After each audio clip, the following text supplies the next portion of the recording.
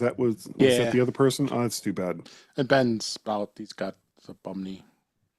Yeah, I had him on the MyMac podcast a couple of weeks ago. Ben? No. Oh, Jeff. Oh, nice.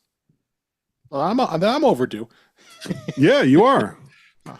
Well, Gaz spent 2 weeks away. He was skiing in Italy and then went biking in Spain. So he's a travel warrior. Yeah. Well, I mean, he's been retired now for a while. That's what he told you guys. The truth is, that's what he told me. They finally just let him out. So. Well, he has been podcasting with me since 2010, so I will forgive him many things. That'll do it.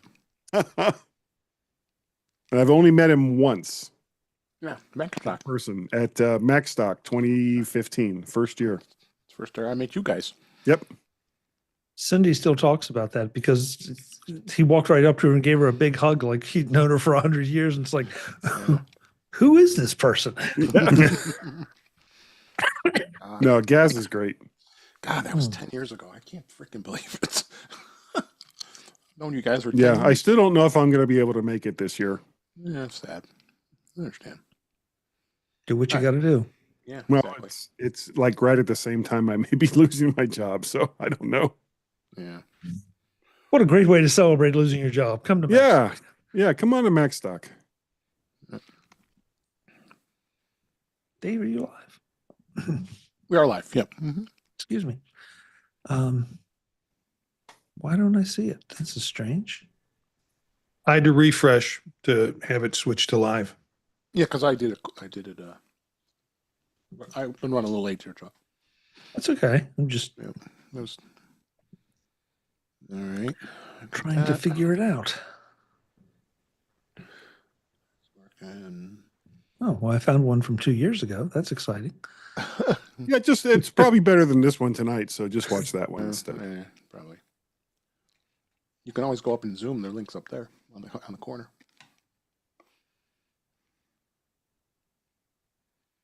Yeah, I'm using a different mic tonight.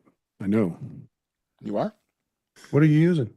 It is the Rode M2, which is a handheld condenser. Nice. Some guy gave this to me as a gift, Christmas gift. Nice. A couple of years ago, and I've never really used it as much as I should have. Yeah, it sounds a lot different than you normally sound. This is the one I normally use. Let me get something to drink. I'll be right back. That's the Lewitt 440. I will do the same. Go ahead. Have I ever shown you all the microphones I have, Dave? What do you think? At least 14 of them when you were here. I know. Well, I don't know what the hell I was thinking. Why would I even do that? I don't know. Because you love mics. I do. I really do. And I've been very happy with year? this. I've been very happy with this one, M7. I don't think I've bought one this year, or have I? No, I bought the the Rode NT1 Signature Series.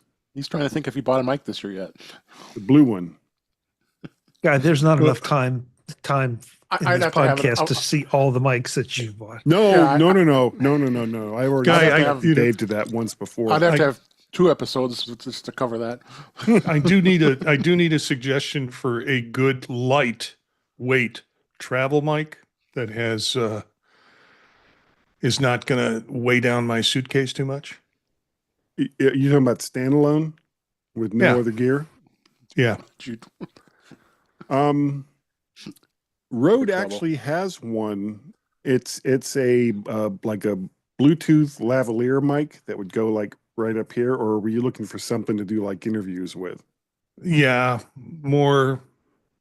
Well, let's return back to In Touch with iOS. Okay. Yeah. In touch with microphones. Yeah. With Dave Ginsburg and Guy Cyril. Yeah. Touching my microphones. No. Thanks, Guy. I need to get back on. I need to get back on Mac Voices. Yeah, you do. We miss you. I haven't been on in a while. It's been a long time. I know. Oh my God. That was good. You got me with that one. You say anything phallic with these guys and they just lose it. Oh, hold on. Okay, here comes a mic.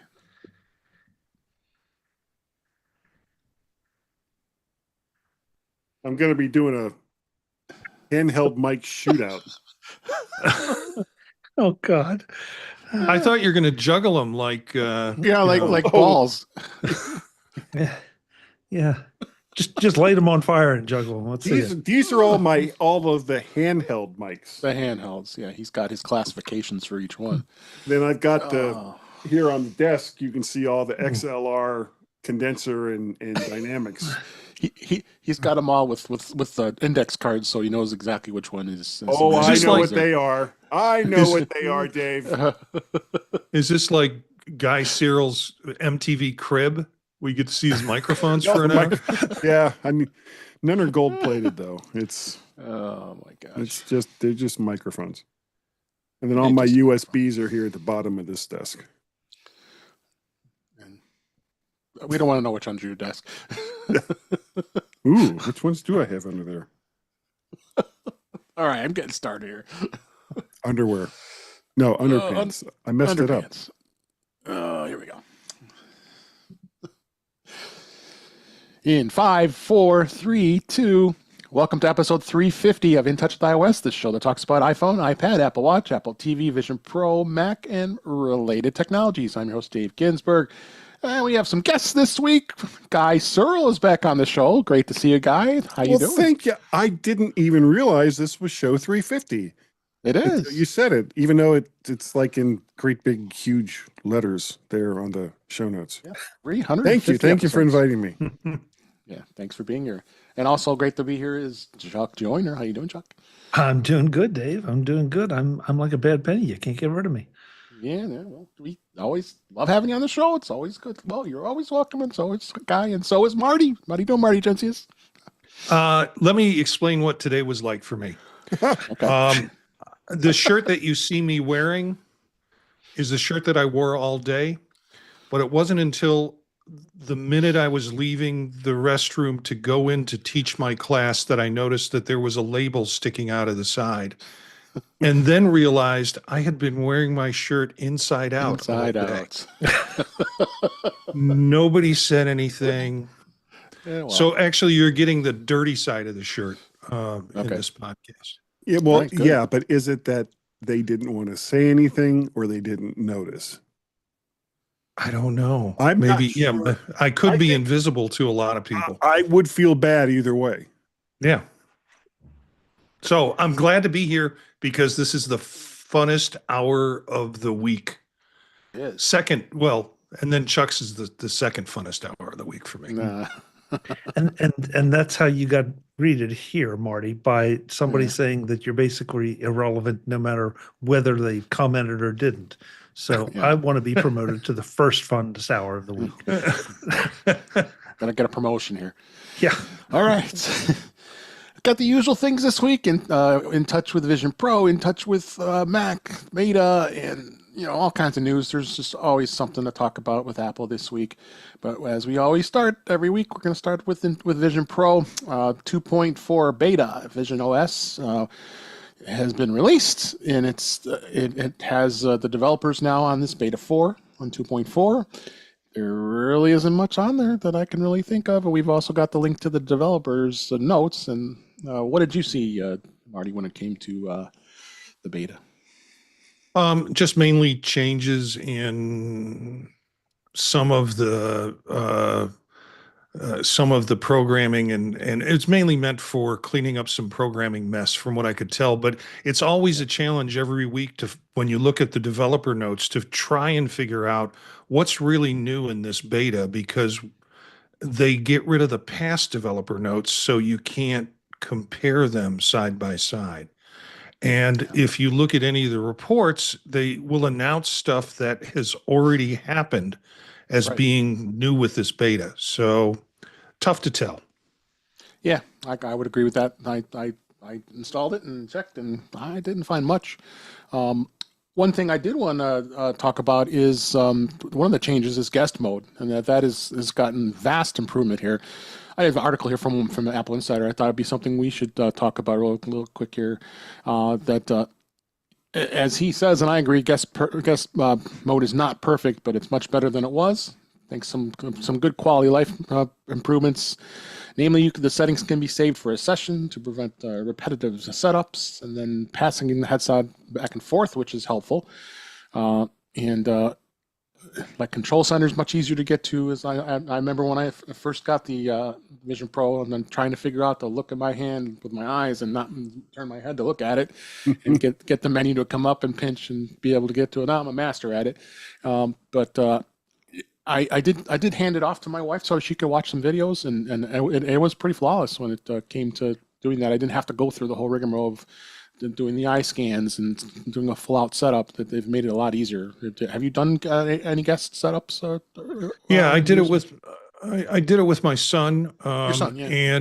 And it was a little creepy because it didn't require him to or to me approve guest. He just went in and put my numbers in, and it worked fine for him. But I have noticed that if you offer it to a guest, you will get a pop-up message. The guest will get a pop-up message asking, we noticed, do you want to go into guest mode?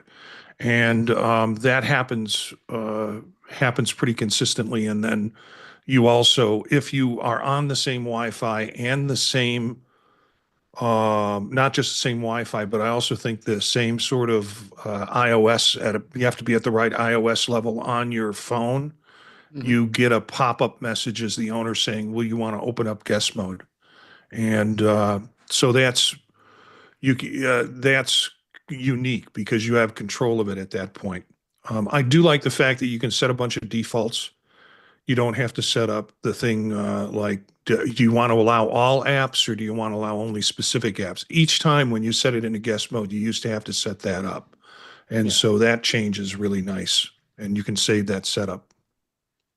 Oh yeah, it's so much better, so much better. So, and lastly, I wanted to talk about. We did mention last week that Metallica was going to have an immersive concert, and I didn't have a chance to see it yet on our last episode. But I wanted to give my review this week to the viewers and the listeners. That I must say it was pretty incredible. I felt like I was there. I was. It was a short 25 minutes. I wish it would have been longer. There was only 3 songs, and they did Enter Sandman, and they did Whiplash, and I got to there was a third song, and it was a pretty incredible. It was in Mexico City. It was their M72 World Tour, and the video was just phenomenal. I was just thoroughly impressed. I as the video started, you saw the band walking into the venue. It was a big stadium. There was lots of people there, and it was a lot of fun to watch. The drummer was just crazy. You could see the cameras, which was really cool, and being able to get a good view of it. Crazy views of fans where they would have some moments where they'd zoom right in on their faces, and even when all the other band members were up on stage, you had some good good views there. James Hetfield was up there, and he was cranking away. Lars just hitting those drums hard, and Kirk was on there doing some amazing things out there too, and it was just incredible. I mean, I felt like I was there. Like I can't even say it enough. That I think this was a great start with a band as popular as Metallica, and being able to enjoy the music too. I mean, I was rocking. It was in there. So, what was your thoughts on it, Marty? When you watched it, I know you at first you were kind of next. You're not a big fan of Metallica, so. Yeah, for me, because you've kind of pretty well mentioned how the content and what to expect from it. And it's reported, you can read about that too. For me, the important part of this was it was proof of concept. And the concept was we can shoot a live concert experience, give you an experience that you don't get in concert documentaries where they're just shooting still cams from a couple of positions and it's all flat, essentially, in what you're doing with your view. It's a proof of concept, and I hope it will encourage some more long form versions of this, where the concert is set up for that purpose. Maybe there are some revenue generating from that, and maybe it's also a kind of pay-per-view or pay to purchase the full concert on a device like an Apple Vision Pro. I want to be in the room when Chuck finally gets to see it. That's what I want to be in. But probably have to wait till Mac stock, but I hope it's sooner, because that's when I'm going to come to you, Chuck. Yeah. I mean, you've heard all of the reviews, you've read all the reviews, you've heard Marty and I tell you all about the concert. Is that something are you going to be wanting to look at it sooner than later?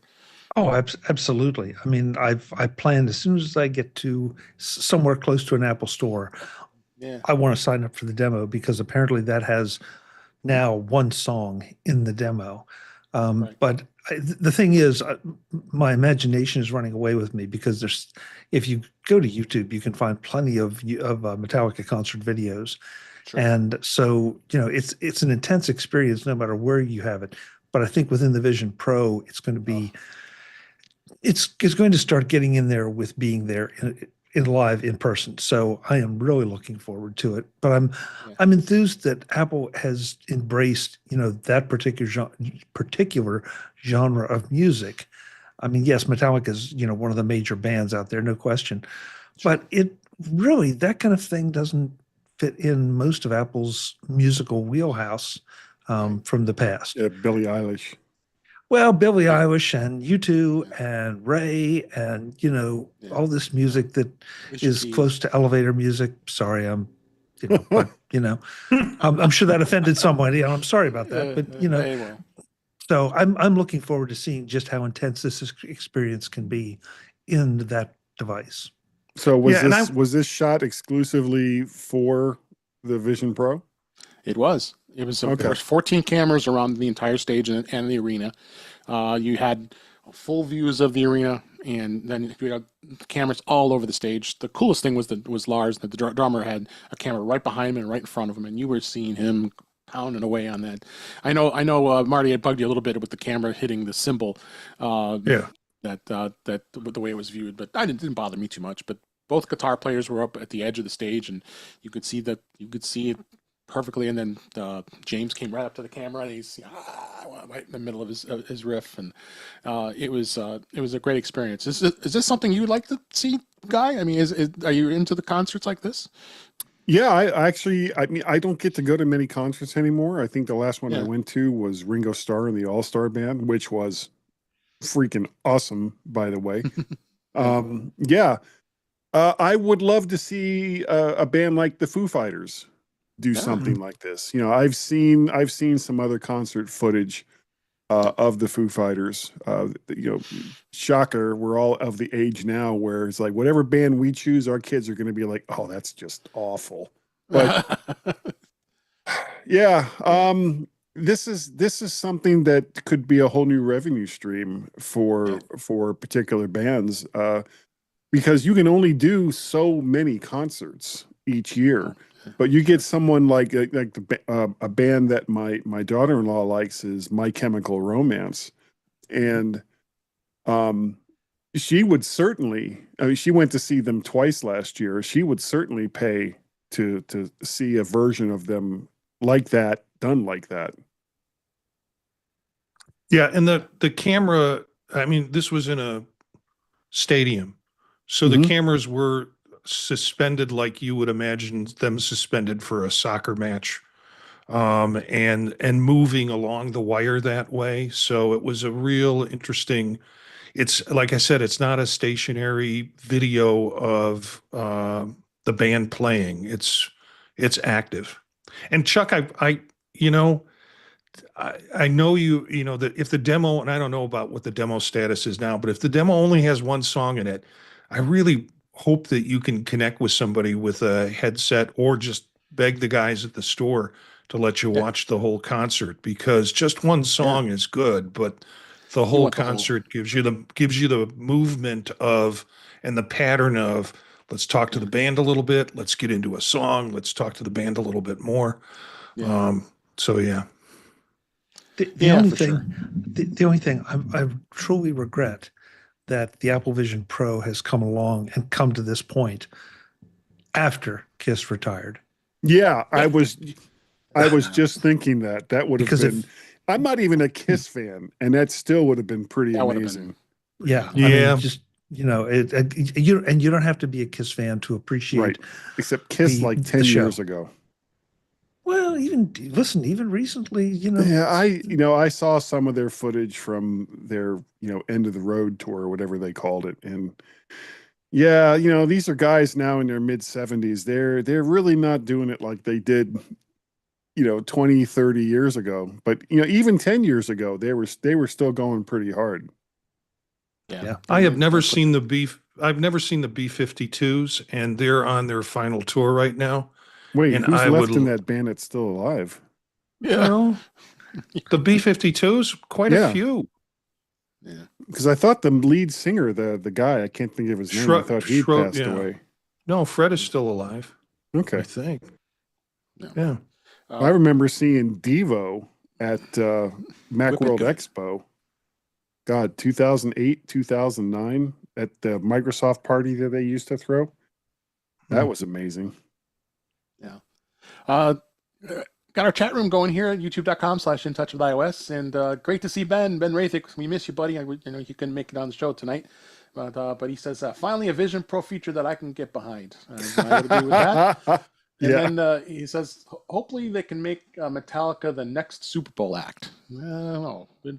That might be tough. I think they've pretty much turned that down. Yeah, I don't know. You gotta be kind of mainstream these days if you're going to do the Super Bowl. But good to see you, Ben. But yeah, that's it for that. And then I think, and I know that the next concert we're probably going to see is going to be on May 30th. U2 has one that's planned at that point. So I'm hoping it's going to be a much longer concert. I wouldn't be at all surprised it was some footage might be from the Sphere in Vegas, which I got to experience in 2023. But we'll see. It's hard to say. They might be at a different venue and they did it somewhere else, but they really haven't said where and what just yet. But that's coming. So there's just more excitement to come when it comes to concerts with the Vision Pro. I'm looking forward to it. So, let's go on and move on to beta this week. Apple did release iOS 18 Beta 4 for the iPhone and iPadOS for the iPad. It's getting, I think it's getting a lot closer to be released. This is the fourth beta, developer beta, and many of the upcoming features we've talked about. There's a lot of new things, including some CarPlay design changes. It allows you to have if you have a big enough screen, you'll have 3 rows instead of 2 icons on that, which is going to be nice to have extra things that you're getting. And yeah, it's what are your thoughts so far, Mario? Anything you caught that was well, unfortunately, when they release it, it'll be overshadowed by the fact of all the news regarding Apple Intelligence. That has kind of sucked the oxygen out of the room of it. Because they rolled out, this is when we're going to do this, and this with AI on Apple, and it's not going to make that rollout the way it is. Right. I enjoy it. I'm seeing or experiencing more and more of the AI features, email summarizations, messaging summarizations. Yeah. All of those things seem to be more on cue now. So when I see something pop up from a colleague that's been trying to text me, it's summarized in nice short statements, and I kind of know before I open it what to expect. I guess I could just open it, but it's also nice to get that summary so I know where it's going. Absolutely. And you have it on a 16E, so do I. Yeah. And it seems pretty solid running on that, and it's got the 16E having a good display. It's been running gosh darn good, I must say. That's been your full timer lately, right? Your 16E. Yeah. And I'm headed out next week to travel, and I think that's the phone I'm going to take with me. And so I have a few more apps that I have to convert over that to make sure that they're functional on the 16E, because right now I have to go to my Pro Max to get some information and some items. Like our security camera system in the house is hooked to that one. So I'm gonna play with it and get it up to speed, and we'll take it with me for a road trip. So yeah, oh for sure. Yes, Guy, I do have a 16E. I was- I wasn't sure if you knew that because yeah, it was a trade in from another phone and I was able to grab it for really cheap through T-Mobile. So uh, so yeah, so far so good. I think it's running pretty solid, and we'll see. We're getting real close to when that's going to be released. So we'll see where that goes. Also released was WatchOS 11.4 as well as tvOS 18.4. Again, both those generally you don't have too much excitement with both of those. Those are just releases, probably bug fixes, and you really don't get to hear too much with the Apple TV.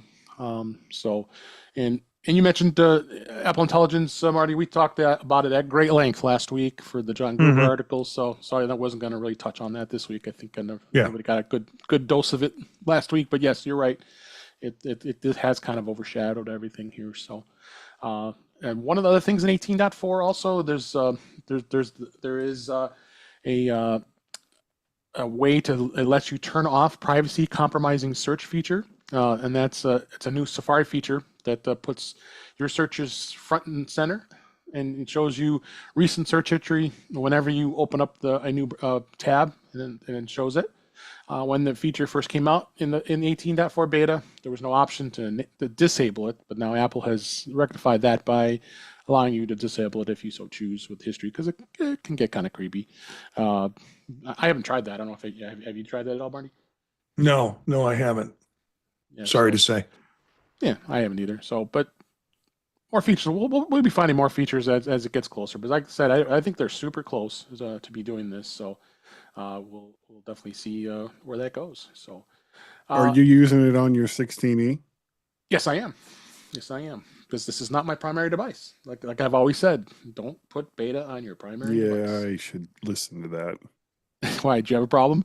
No, but I have been using the beta on my phone, and every time it's like, do I want to do this? Yeah. Won't do it on my Mac, but I'll do it on. Well, this is the first time I'm actually using a current device because I would always have it on an older device. Like right. The one I traded in was a 13 Pro Max, so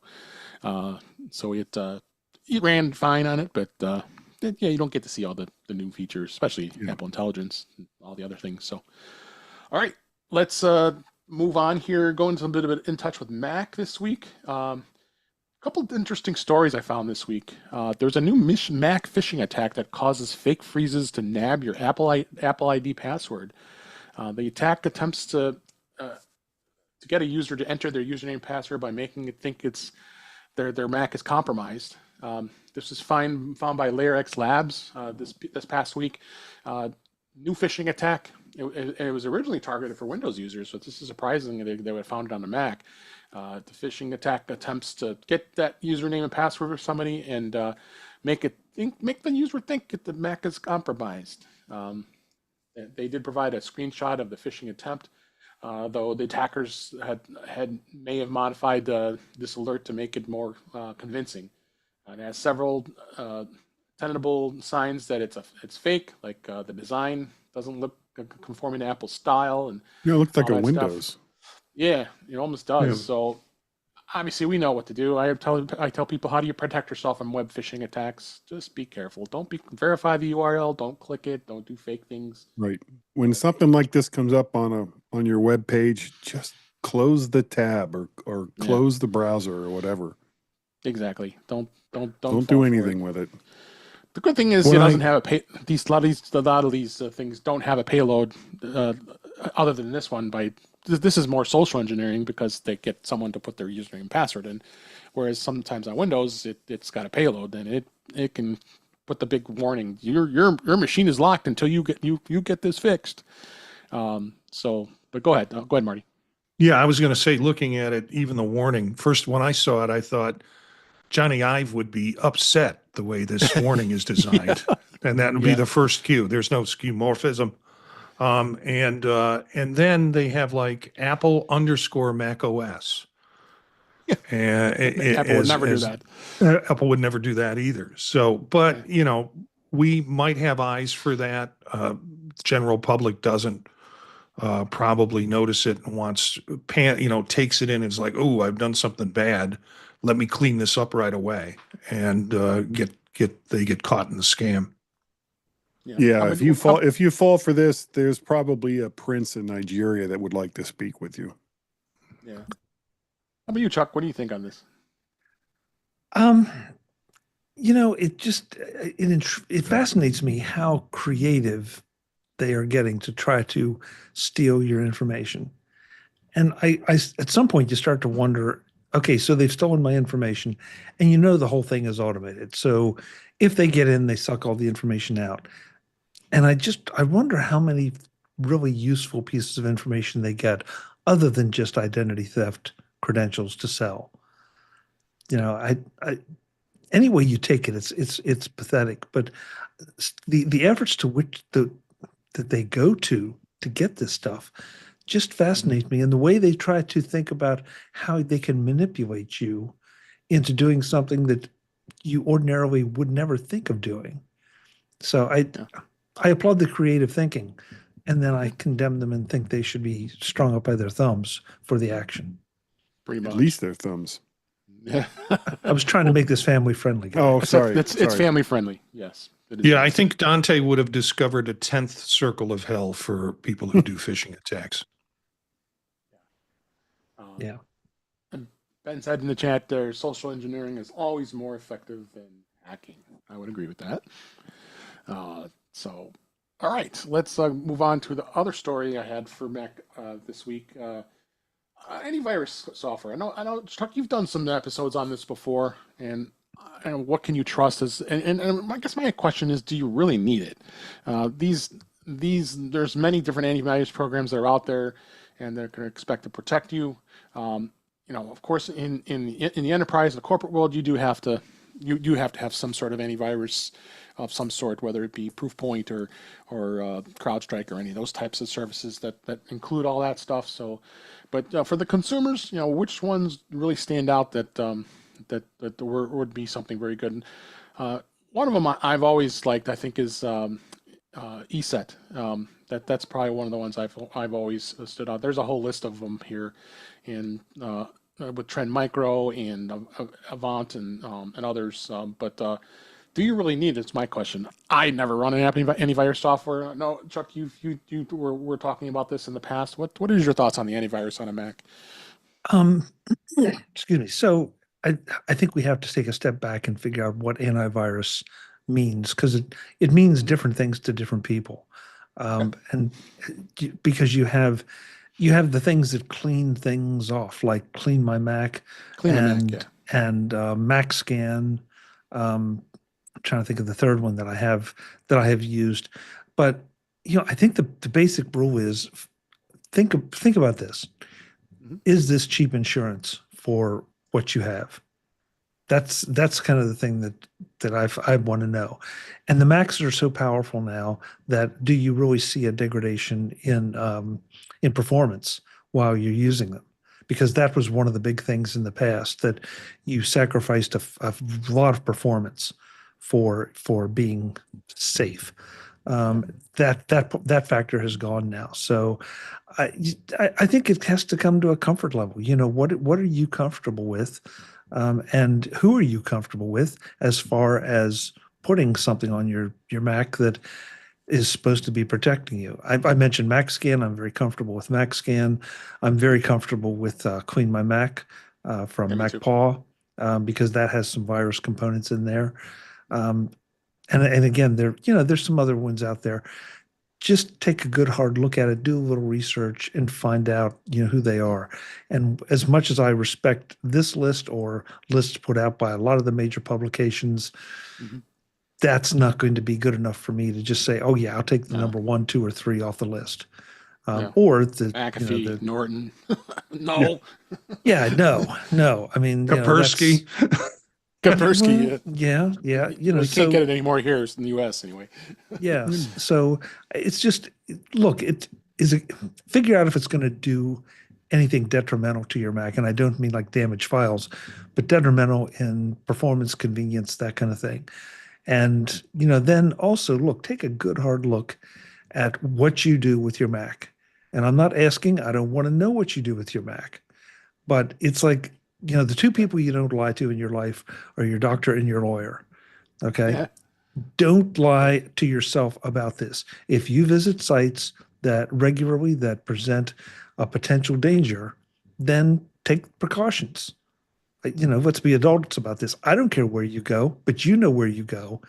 And if you're going to engage in those, I'm not judging you. I'm telling you to protect yourself. That's all. Right. Your lawyer's site, for example. Yeah.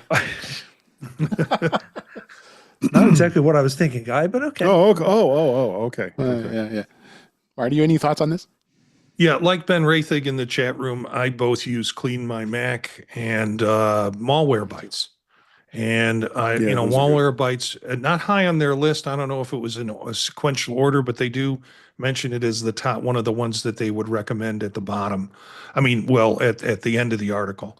I had an incident. I used to teach international teachers, and they would come to the US, and part of the grant that we were with, they would get new computers. And we get them from different countries, and different countries have different restrictions and a lot of things that you can't find through the internet there, through firewalls or whatever the country has set up. Well, these guys would come and I'd be working with them on the tech stuff. And the next day they'd come and they go, I don't know why all this porn is popping up on my machine. Because they were just going everywhere they could in open internet. And so quickly at that time used Malwarebytes with them to clean that stuff off. And whether they bought the service or not, they used the free edition a little bit. So I've kind of been very supportive of that. I tried other ones, and and I have to remind myself the thing is running in the background, and I'd go in and check it, and sure enough, been running for 6 months and no viruses. So it's sort of like, do I really need this or not? So I've gone down to Clean My Mac and Malwarebytes. And Malwarebytes, thank you, Marty. That was the one I was thinking of I was blanking on. So yes. But you guys run Malwarebytes religiously as well? Yeah. Yeah. Again, it's running. It doesn't hurt anything. I have not found any conflict or any issue with it. So kind of why not? All right. I haven't put anything because I just recently got an M4 Pro Mac Mini. And I built it from scratch as far as apps and everything goes. So I didn't pull anything from my old machine. Mm-hmm. I have not put anything like that on it yet, and I'm kind of wondering whether I will. Yeah. No, but it's probably running a lot smoother, I bet. Yeah. Oh, yeah. Yeah, well, I think the advantage here is you can make a decision whether you want it to run in the background or just turn it on when you feel like you need to scan it and clean it. Both for Malwarebytes and also for Clean My Mac. You don't have to keep them running in the background. But as Chuck mentioned, the processing is so fast right now, it doesn't seem to steal anything from the workflow if you have it running in the background. Yeah, absolutely. So, all right, let's move on. The next topic I wanted to hit on was the end-to-end encryption for RCS messaging on the iPhone is coming in a future software update. This was in collaboration with the GSM Association. Apple did announce that it was adding support for that end-to-end encryption for RCS messages, and will bring RCS even much closer to iMessage in terms of security standards. The RCS in Universal Profile 3.0 is including that end-to-end encryption, which was just released. This was released about this last week. So as we record, so it is out. So it looks like Apple is going to, in a future update, going to get this out and finally add the security here. So Apple said in a statement to 9 to 5 Mac here, it says end-to-end encryption is a powerful privacy and security technology that iMessage has supported since the beginning, and now we're pleased to have helped lead a cross-industry effort to bring end-to-end encryption to RCS. And that this is a good thing, and it's going to be on future releases for iOS, iPadOS, macOS, and watchOS for any future software updates. So we should be looking forward to that, because I think was very important to have that. Hey, all these years it took to get Apple to have RCS on messaging in the first place was a long time coming, and it's finally having our friends that are unfortunately have Androids, but now at least now it's you're getting the same experience besides green bubble, of course. Guy, what do you think on this? As long as everyone else in your group chats are also using it, it's great. I've heard some horror stories about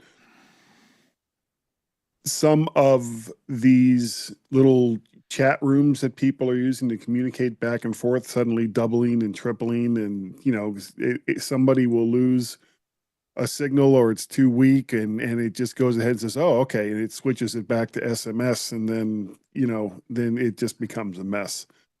Literally, it becomes a mess, and it's going to take some time until everyone is using it at the same time, and some of these bugs go away. But in order to bring Apple kicking and screaming into the standards world, this is probably a really good idea. Yeah, agreed. How about you, Chuck? Because this is something that you think this is definitely important, don't you think? Well, listen, I think I think it's consistent with Apple's stance on privacy and security for its users. It extends that a little bit out to some other folks, who we might be chatting with. Again, I haven't experienced what Guy's talking about, so it's going to remain to be seen whether there are any downsides to it. But other than that, if it's as transparent as I understand it to be, it's great. Yeah. I still think folks should buy an iPhone as opposed to an Android. But if you have to buy an Android, I've got I'm in a mixed tech family. My immediate family are all Apple users. I have a nephew and his wife who live in town that are Android users, and this had made our group chat much easier to do, and I'm grateful for that. I think, sometimes when Apple holds out on things, it's more powerful than them trying to push a position. And they held out on, or said they were holding out on this for a while, and they were really holding out on it so that till the platform was established that it was going to be this platform and that it was also going to allow for end-to-end encryption. So when those two things came in, they jumped on it right away as quickly as they could, and it's better press for them now, I think. Well, also the EU suing them to start using it. Yeah. Yeah. Well, yeah. But something to be aware of, and be happy that you're getting good security here. So, next story I want to talk about here, and the topic I should say. Look, they did a bit of a comparison. We haven't really talked about this. This is the new C1 modem. How does it stack up against the iPhone 16 Qualcomm modem? The 16E includes this is Apple's first ever custom designed C1 modem, and since it's a new chip category for Apple, there's been questions on how the C1 measures up to the Qualcomm modems that Apple have been using for years, and turns out Apple's iPhone 16E performs almost as well, if not better, than this iPhone 16 in many speed tests.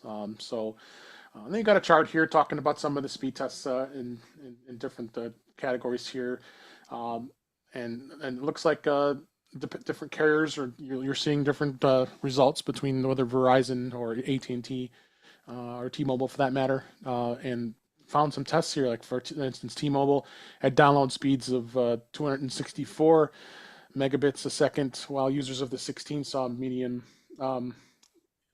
speeds of 357, which was a 24% increase in speed. So you may be seeing some differences between the carriers, but I think this is a good try to see what Apple can do, and I wouldn't be all surprised in the next iPhone, the iPhone 17, as we probably can assume, if they decide to put that C1 or maybe even a C2 modem. We don't know. Marty, haven't tried much as far as cellular on the 16E, but have you noticed anything with the? Yeah, well, it's the magic of having a new phone. Everything feels faster. This data, if accurate, kind of shows that it is faster.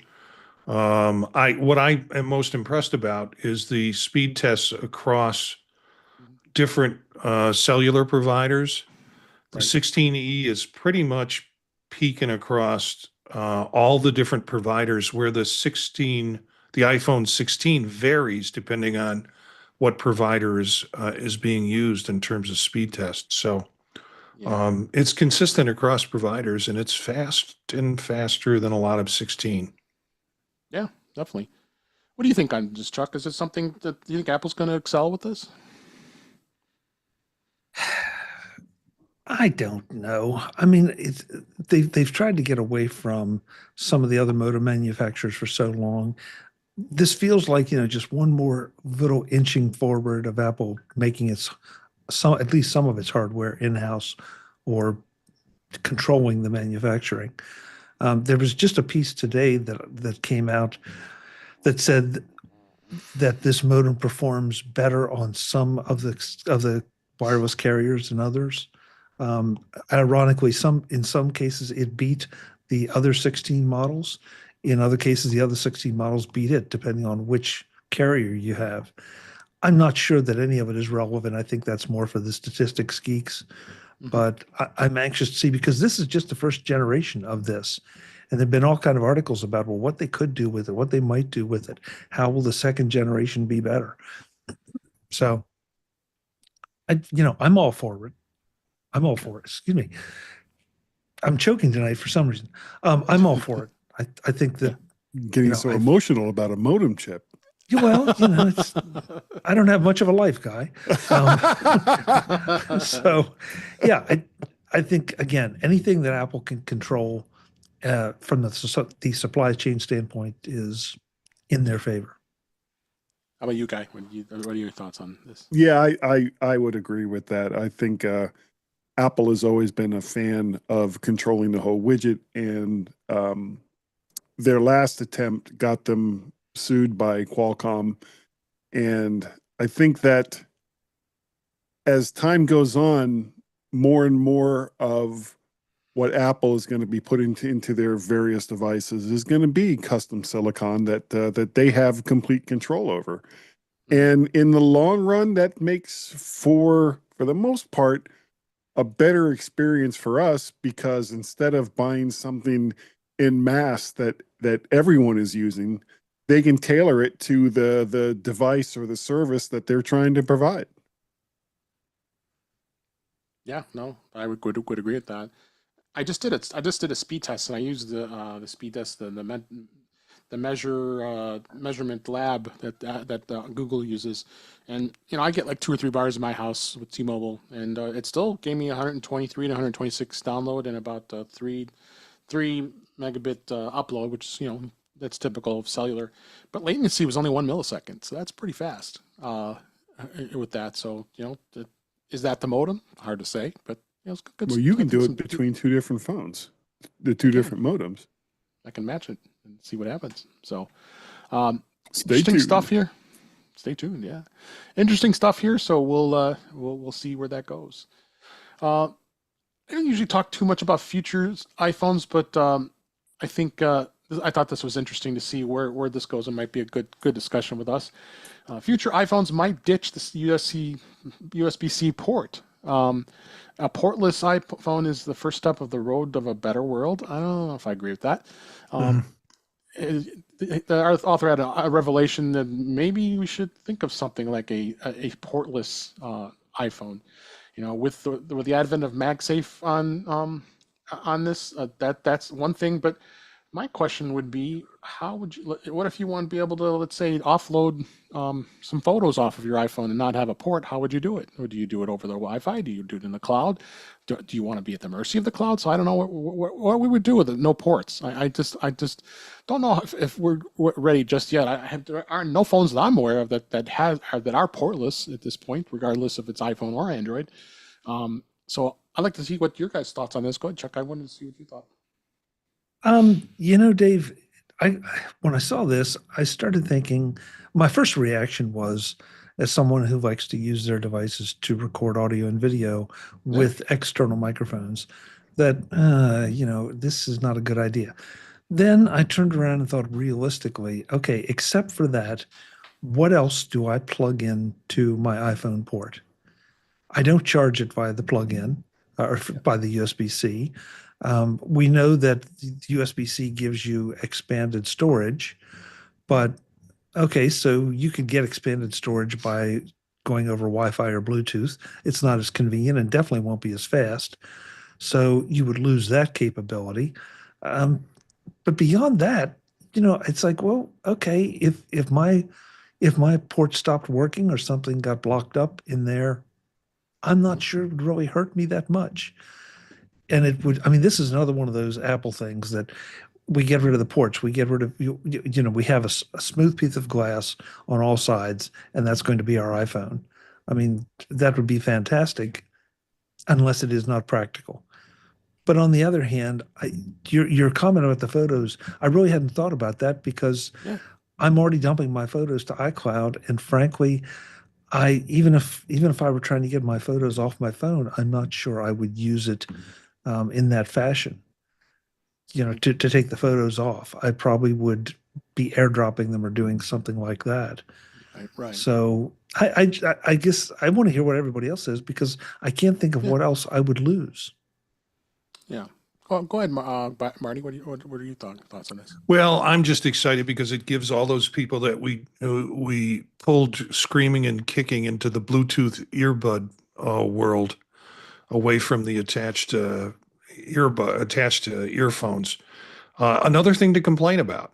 I don't know. I rarely hook my phone up to anything in terms of occasionally I have to go into iMazing and I need to hook it into my computer, but there's no reason why that couldn't be done without a direct way of doing it. So I can understand it will save some space. It will save some port problems. There's going to be less external structure to break because somebody jammed a pencil in there or something.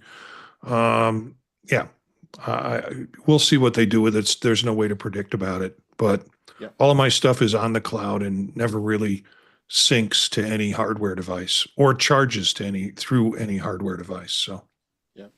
How about you, Guy? I think that getting rid of the USB-C port is a solution in search of a problem. I think that having the USB port gives you some capabilities, especially with charging. If you don't have, a Qi charger or whatever that's relatively close by, you can always count on being able to plug it in via your USB-C port. A lot of times, some places, like where I work, for example, you can't use Bluetooth and you can't use Wi-Fi. So you have to have a physical connection. And if I want to listen to something through headphones, I've got my handy little USB-C to headphone adapter that I can plug into an iPad. I can plug it into an iPhone and listen to whatever it is that I want to listen to on those devices without getting in trouble for using some kind of technology that I'm is being frowned upon where I work, or hopefully will continue to work. I think that keeping the USB-C port is a good idea, and I don't think that the author of this particular article, I think he was looking to shock and to raise some controversy where I don't think there really is any. There isn't any. I grabbed it because I wanted to hit the topic and see what people thought and what you guys thought, and I think we succeeded with this, and more so just keep the port. Yeah. I'm on the fence. I think I want the port still.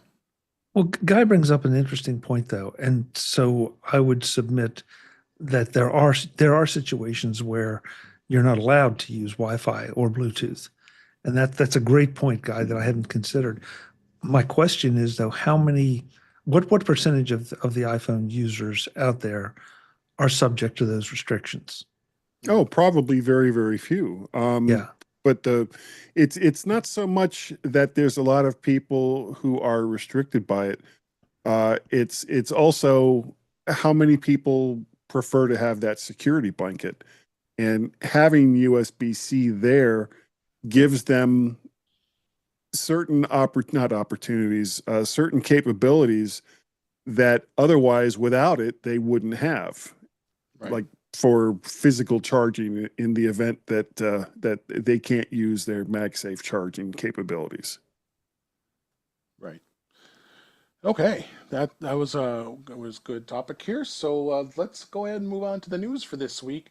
There was a report that Apple TV Plus is losing $1 billion, that's a B, annually for the for Apple's as Apple services falter. What? Yeah, Apple is hemorrhaging money amidst a broader stall in Apple services. This is according to a new report from the information, and they revealed that Apple TV Plus is the only Apple subscription service that is not profitable, while its subscriptions grew to around 45 million last year. It's still losing about 1 billion annually. The company has spent over 5 billion a year on content since launching in 2019. That kind of explains it. But then this reduced by 500 million in 2024 in response to pushing cutbacks from CEOs Tim Cook's other executives. Cook apparently raised questions last year about several movie deals that Apple TV Plus executives including the action comedy Argylle, and that movie had Henry Cavill and Dua Lipa, and it was over 200 million to produce. So let's face it, the Apple TV Plus is investing a ton of money on new content, and it's a lot of great content. But I guess they are losing money. But all the other services, I guess that they're the profitable category. And they say with their gross margins are about 75% compared to just under 40% for hardware. So this is the most recent fiscal year. And these numbers, of course, you got a question because this is where people get reports. So Apple Music, Apple News Plus, Apple Arcade, and iCloud Plus, all are staying profitable.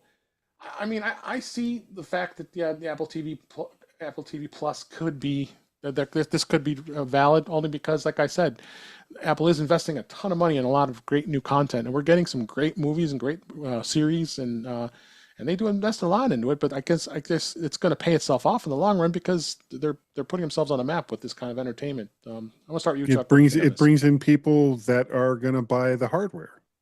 Yeah. Go ahead, Chuck. I was going to start with you first. Sorry. No, that's okay.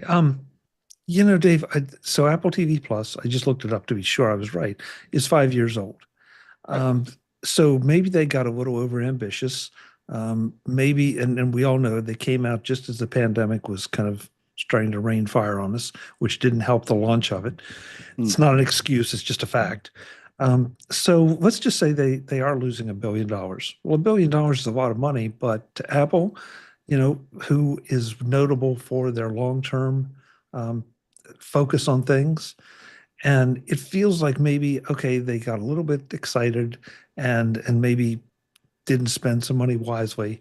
I mean, I saw Argylle, and Argylle was okay, but not for that kind of price tag. I didn't think it was worth that. But we're seeing a lot of quality come out of Apple TV Plus. And so I feel like if they're in it for the long game, which I think they are, I mean, 5 years is not a lot of time for a lot of tech opportunities or entertainment opportunities to become profitable. So yeah, it may be some growing pains, and maybe they've paid for some lessons that they really maybe didn't need to learn, but they have learned. Now, the last reports I saw, they were restricting some of the really big budget stuff and trying to make it a little more cost controlled. And as long as they're telling good stories, I think it'll pay off in the long run. Yeah. Go ahead, Guy. I was going to ask Chuck, what are your thoughts on them buying Paramount? I would love to see it, but I think that it's fraught with danger. Yeah. I think there's a lot to be said for the way they're doing it now, where they're cherry picking, what they want to have on their service and what they want to back. If they bought Paramount, obviously they would get the Star Trek franchise, which I would love to see, because I'd like to think that they would be better stewards than anybody else have been of that franchise. Right. I'm not enough of a student of Paramount to know what else would come with it. Well, their So, entire catalog. well, yeah, but I mean, Yeah, what's in Paramount's stuff. entire catalog? I really don't know. Well, I mean, they go back to the early aughts of the last century. But honestly, as far as Apple TV goes, Apple has been kind of a victim of their own success. They've gotten a lot of good press with some of their movies that have gotten Oscar nominations, and their TV shows have been winning Emmys, but awards don't necessarily bring eyeballs. So if they want to start cutting back, start looking at the stuff that they've had since like the very beginning that's been costing them some money, that is only going to get more expensive as time goes on, and think outside the box. Start like one that, and I didn't really watch it that much myself, but the series they had with the town that was like going into song all the time, it apparently wasn't great, but it was an example of thinking outside of the box, and going where somebody else hasn't already, tread the same water for the last 50 or 60 years. Who needs another I Dream of Jeannie or Bewitched or Friends, or, all of these shows that have been retread year after year? Do the things that are different. Will you hit a home run every single time? No. But more often than not, you'll probably get some pretty good gems out there. Yeah. And it won't be the same thing as what everybody else is doing. Right. Yeah, Guy, the one point I would make about the Paramount thing is that Apple really hasn't been in the legacy show business. They need to. Well, do they? I mean, that's a differentiator. Do I really want to pay for them having a legacy content when Well, I can? you're paying to see content, and they can't afford to make hours and hours or months and months of new content every single month. So some people are like logging into the service, streaming everything that they have, and then they're moving on to some other service. But if they have some of their more popular TV shows that they've enjoyed in the past, or stuff that maybe didn't get a second chance, as it was just there for a season or two and then gone. Well, that's basically something that's going to come up in search results for people that are looking for different types of content. But if it's just the stuff that Apple is producing and Apple is making, you can only go so far with that. Yeah. Content is king. But I would submit to you that a lot of that kind of content right now you can get on Pluto TV, or Sure. I think it's Tubi, Sure. and you pay nothing. Right. All you have to do is watch the commercials. Right. Right. But with And Apple so- TV, you don't have to watch the commercials. Right. But are the people that are into that kind of legacy stuff, do they really mind paying for the commercials? I don't Don't I know. mean, I think it's an individual choice, Yeah. but I do think it's a bit of a differentiator that they don't have it, that you almost are going to Apple TV intentionally. And I can only speak for myself, but I have an embarrassing number of Apple TV shows on my watch list that I just haven't gotten to yet. Yeah. And I really want to. They're great shows.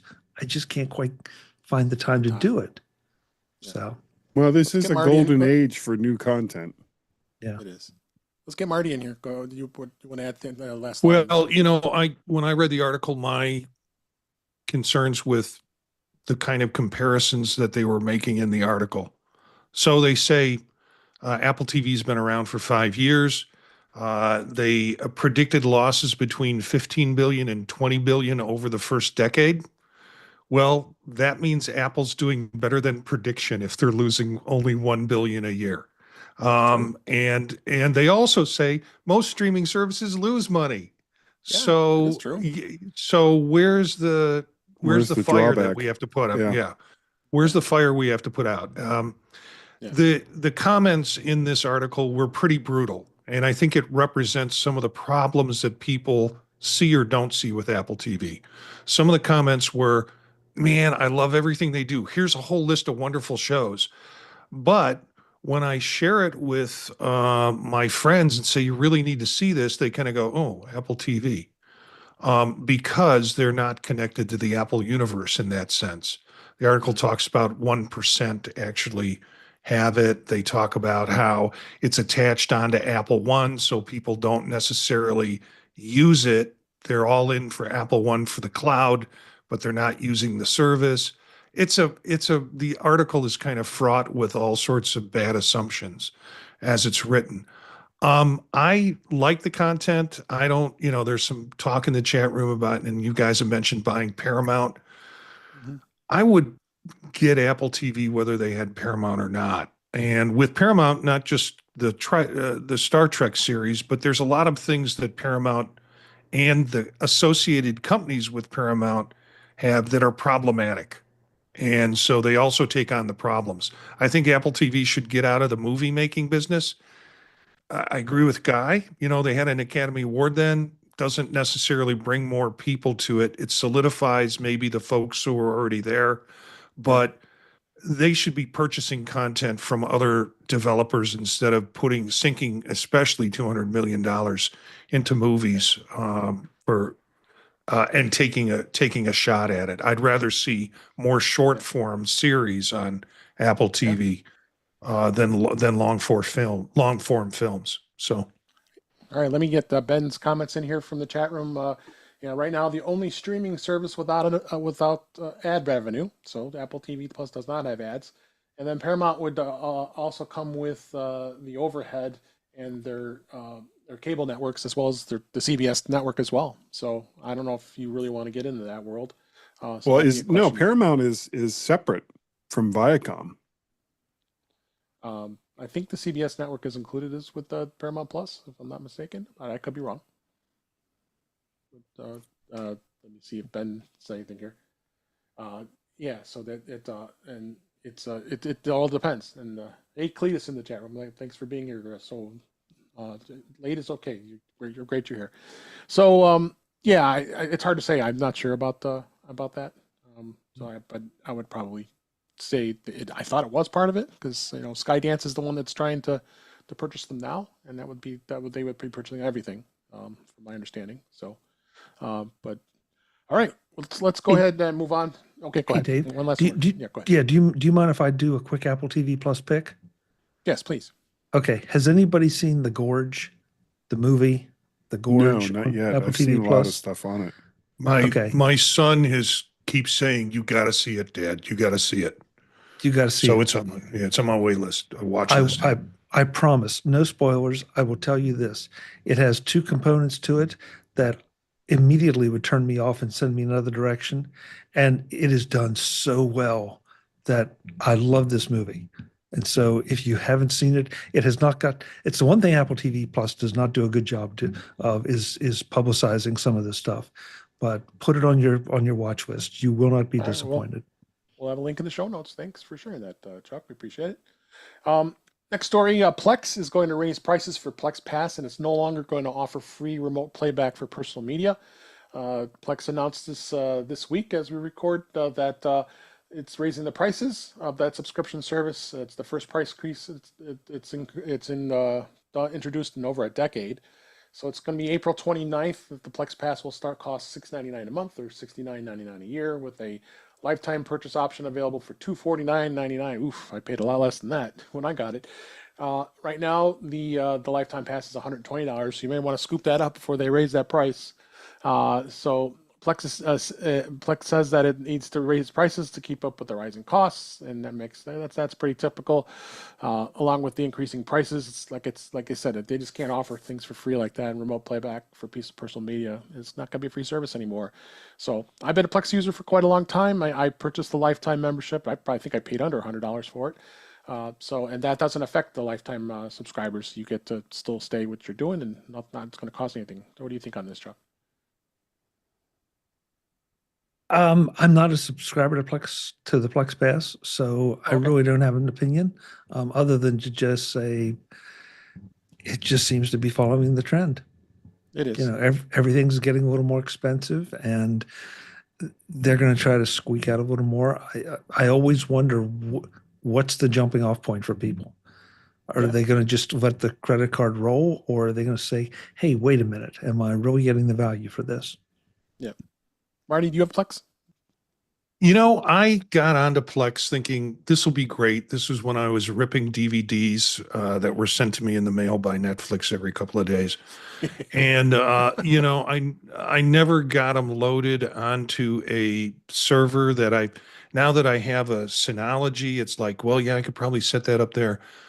But I did a count because I was curious how many movies I have that I've purchased on Apple TV.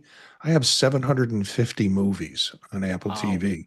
And it's like, I can just get that stuff, bypass the ripping, bypass all of that, and just purchase it. And I don't own the content, but I have the content and I have it through a device in a system that I'm comfortable with. I do have a Plex Pass and I have to remind myself to go in and check on it. And there's some quaint TV shows on there that you can find and you can do. Yeah. But I'm not using the portion that everybody talks about, which is the streaming delivery. However, Lifetime for 120, I might have to purchase that and not use it for the rest of my life. I bought it a number of years ago. I think I got it under $100. So, Guy, do you have a Plex? Do you use that at all? Yeah, but I'm most, I'm following along with what Marty said. Yeah, that was my idea for a while too. And I just found I didn't have the time or the space or the inclination to go through all the work to get it done. So yeah, it's okay. Okay. Two more stories real quick. Amtrak, I don't talk to about Amtrak too much. They did redesign their iPhone app, much easier access to train status, tickets, and more. What's new with the app is your passengers can now get their train status, schedule adjustments, and it's right in the reservation within 24 hours of an active trip. Station to station train tracker, that's progressing with the route. New My Trips feature, so it allows passengers to view their content and updating upcoming and past trips, as well as the train routes are with assigned seating. You could do that too. So good to see. I don't know. I don't think I remember the last time I took an Amtrak train, but I do. I tell you, you would take it to MaxDock sometimes. Yeah. So this is good to see. I think Amtrak is getting more popular. I mean, people just not wanting to fly, and they would just like to enjoy going across the country on an Amtrak train. So what do you think on this guy? They need more routes. Right now, they just opened the Floridian route that goes directly from Chicago all the way down to Miami. But that once you hit Washington D.C., it's not that different from the Cardinal or some of the other train routes that they have going all the way down. The biggest problem with Amtrak is not all of their trains actually have Wi-Fi. So to have an app that will tell you all these things as you're, traveling across North Dakota or wherever, in theory sounds great, but if you can't connect that app up to Amtrak services, then there's really not much point. I'm glad that they've gone to the trouble to update it and put some of these features in, but I would like to see things like Chicago down to New Orleans or Washington, D.C. across to Texas, things like this, rather than yet another new app. And there's a private train company called Brightline that just opened up new services from Miami all the way to Orlando. And it's supposed to be fantastic. And I think they're doing some stuff. I think they're doing LA or something like that to Vegas as well. Nice. So, it wouldn't hurt Amtrak to have a little bit of competition to put some of these services in and some of these new routes that they just don't seem to be willing to do. Yeah. Chuck or Marty, you want to add anything to this? I'm surprised that guy does not know the song "Riding on the City of New Orleans." I do know that song. Well, that's Chicago to New Orleans. And it's I mean, I was just naming cities off the top of my head. Yeah, but, okay. Because I used to take that to go to college and come home. but that was 40 years ago. So I haven't ridden on an Amtrak in a while, and living near Cleveland now, Amtrak comes through east west at like 3 o'clock in the morning. So I discourage people from taking the train. certainly from Because Cleveland. I have to go pick them up. Yeah, there's that. Yeah. I'll just throw in that, I think that Amtrak, and I freely admit I have not looked at the Amtrak app for a long time. This makes me want to go back because the last time I did, I felt like it was really wanting in comparison with the airline apps. From the scheduling standpoint, from all the easy access to information. I've looked at this. I feel like it's gotten a lot better, and it makes me long for the trips I used to take to New York on the train because it's a very, very pleasant way to travel, and it's other than just making sure you're there on time to hit it, because the trains run pretty much on time. I would love to use this as an excuse to get back to doing some of that. You should. Yeah. Yeah. Say that until you have. Yeah. Say that until you have me sleeping next to you and snoring. That was a picture I really didn't need under any circumstances, Marty. It's very comfortable drive or ride. Yeah. Yeah. I think I'm scarred, David. Yeah. I think that's a good transition to. We're about to wrap up the show here, but before we go, I want to make sure everybody's aware of MacStock. MacStock 9 is happening. It's July 11th, 12th, and 13th. We would love to see you there. Many of us here are going to be there this year, and it's going to be a phenomenal session. Always is. It's 3 days. July 11th, 12th, and 13th. Something new this year, he's going to be intertwining the workshops within the whole weekend. So we're not just going to have one day of workshops and then the rest of the weekend is talks. So now we're going to have intermingling of workshops among all of the days of the sessions, all 3 days. So that's going to be a lot of fun. A lot of great speakers be coming soon. We wait to hear those announcements soon about that. But I just want to make sure you go. There's a link in the show notes here. Make sure you go and you should be purchasing your tickets now because there's early bird pricing right now. Usually it's $449. It's going to be down to an early bird price of $399, and that's a deal for 3 straight full days of great sessions from anything related to Mac technology, and a lot of our great friends will be there. You might be able to meet some new friends. So please come take a look at it. It's macstockconferenceandexpo.com. Like I said, link in the show notes, and come check us out. We're going to have a blast. I can't wait. Take the train. Take the train too. That's what we talked about. So it's about a little over 110 days left before we have MacStock. So I can't wait. So and get some Chicago Italian style beef. Right. And don't put ketchup on your hot dogs. No ketchup on hot dogs either. So, all right. So come check it out. MacStockConferenceandExpo.com. So with that, let's go ahead and wrap up for this week. That's a wrap for this week. Please send your comments, questions, suggestions to our email address, which is feedback@intouchwithios.com. You can follow us on Blue Sky and Mastodon. That's at InTouchWithIOS. Support the show. Buy me a coffee at intouchwithios.com/coffee. We'd really appreciate it. You can become a patron of the show by going to patreon.com/intouchwithios. We have 2 tiers available to support the show. We would really appreciate it. Make sure you like, share, subscribe, and be notified when we're live streaming, which is on Thursday nights, 8 p.m. Eastern, 5 p.m. Pacific, on our YouTube channel, which is youtube.com/intouchwithios. A shout out to Ben. Sorry, it was a bummer you couldn't make it with us, but I'm glad you were here to chat with us, as well as Cletus. Good to see you, Cletus, as well. So thanks for being here this week, and you can be here live with us too during that time. You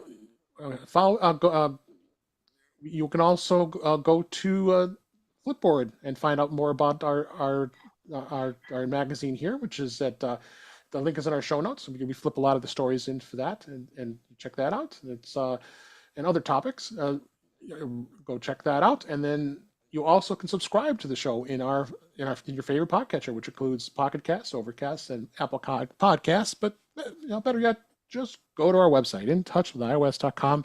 All the links to all the ways to listen to us are right there on that website.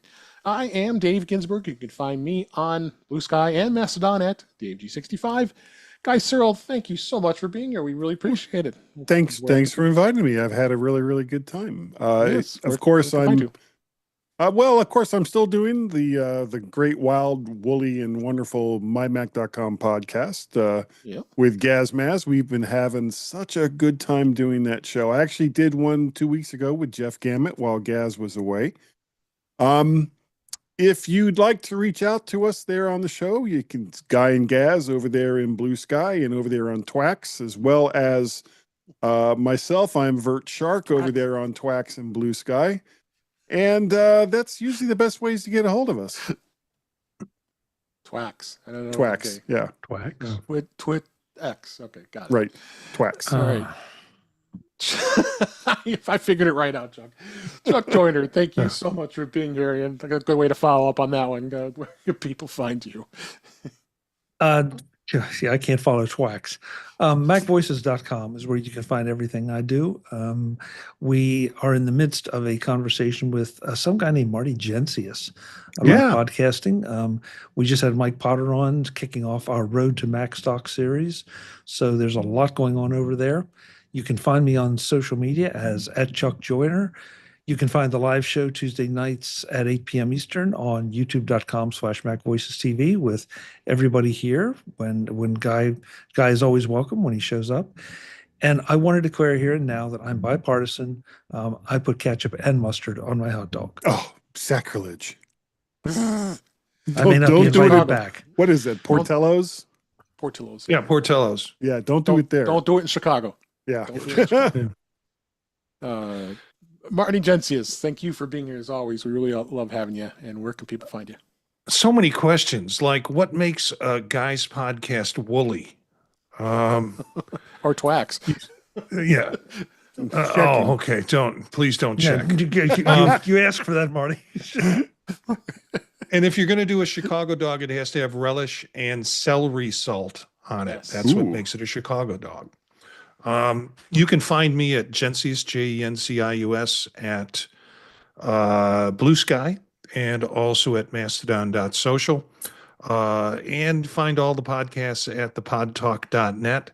It's one that I enjoy doing. I enjoy doing them all, but the one with Eric on Mondays at 9 p.m.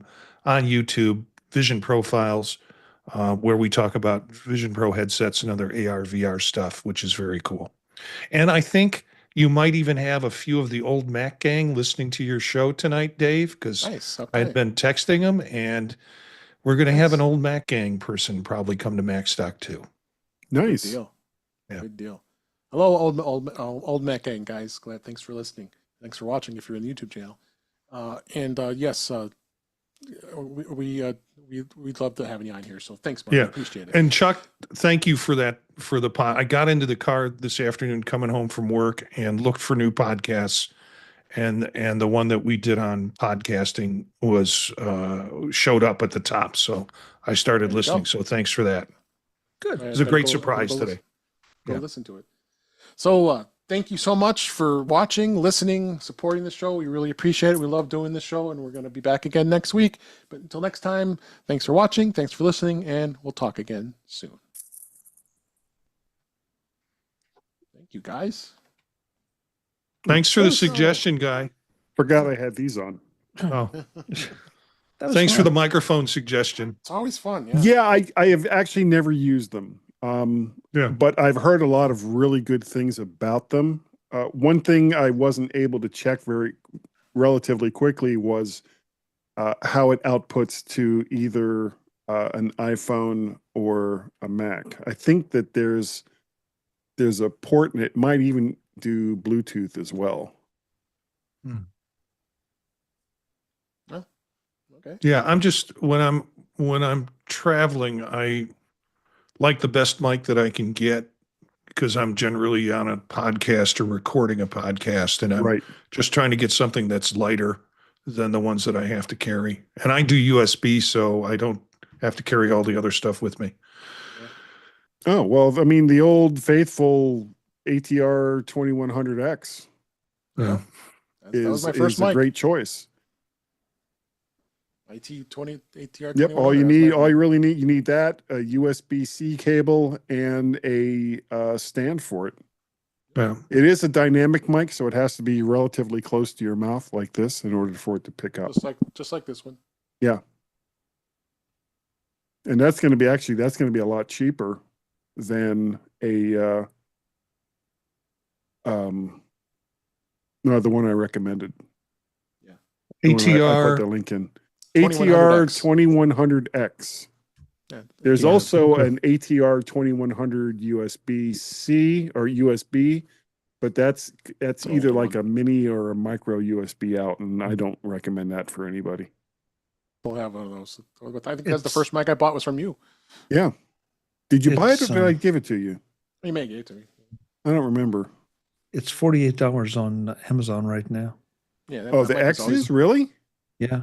USB Wow. cardioid dynamic USB That was like XLR $100 microphone. when it first came out.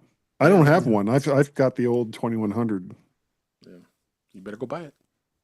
No, I'm trying to be good. Damn you. Damn you, Yes. sir. All right. Want to say goodbye to the live stream, everybody. Thanks, Cletus, Ben, everybody else.